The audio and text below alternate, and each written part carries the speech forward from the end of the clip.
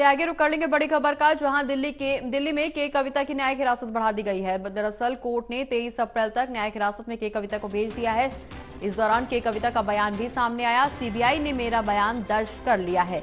तो बड़ी खबर आपको बता रहे हैं, जहां न्यायिक हिरासत के कविता की बढ़ा दी गई है। के कविता ने बयान दिया कि सीबीआई ने मेरा बयान दर्ज कर लिया है, इस केस में कुछ नया नहीं है। के कविता की न्यायिक हिरासत बढ़ा दी गई है। कोर्ट ने 23 अप्रैल तक उन्हें न्यायिक हिरासत में भेज दिया है, जिसके बाद के कविता का बयान सामने आया। उन्होंने साफ तौर पर कहा कि सीबीआई ने मेरा बयान दर्ज कर लिया है, इस केस में कुछ भी नया नहीं है।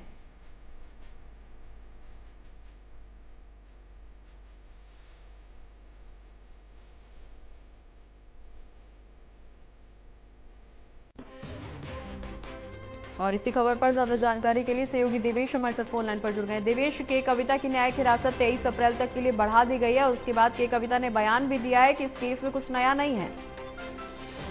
देखिए, बिल्कुल बीआरएस नेता है के कविता। दिल्ली शीटी मामले में ईडी ने उनको गिरफ्तार किया था।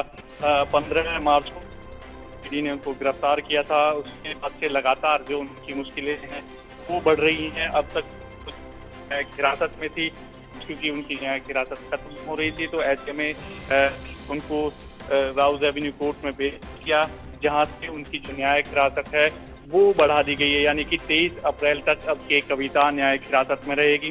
हालांकि के कविता के जो वकील है, उन्होंने कोर्ट के अंदर ये बात कही थी कि कविता अपना पक्ष जो है रखना चाहती है कोर्ट के अंदर। हालांकि जज ने ये कहा कि वो लिखित में अपना जो पक्ष है वो रख सकती है, लिखित में वो अपना जवाब दाखिल करा सकते। उनको कहा कि अगर वो कुछ कहना चाहते हैं तो वो लिखित में दे सकते हैं। अब उसको लेकर के कविता जब कोर्ट पहुंची थी तो उन्होंने कहा है कि ये पूरा मामला जो है राजनीतिक मुकदमा है। सीबीआई ने जो बयान है वो दर्ज कर लिया है, इस केस में कुछ भी नया नहीं है। दूसरी तरफ क्योंकि आम आदमी पार्टी भी लगातार इसी बात का जिक्र करती आई है कि 2 साल हो गए हैं लेकिन एक भी पैसे की रिकवरी नहीं हुई है, विपक्ष के नेताओं को परेशान किया जा रहा है। तो ऐसे में जब कोर्ट पेशी के लिए पहुंची थी कि कविता, तो उन्होंने भी इसी तरह का बयान दिया और इस पूरे मामले को एक राजनीतिक मुकदमा बताया है। हालांकि जो मुश्किलें हैं वो फिलहाल उनकी कम होने का नाम नहीं ले रही हैं।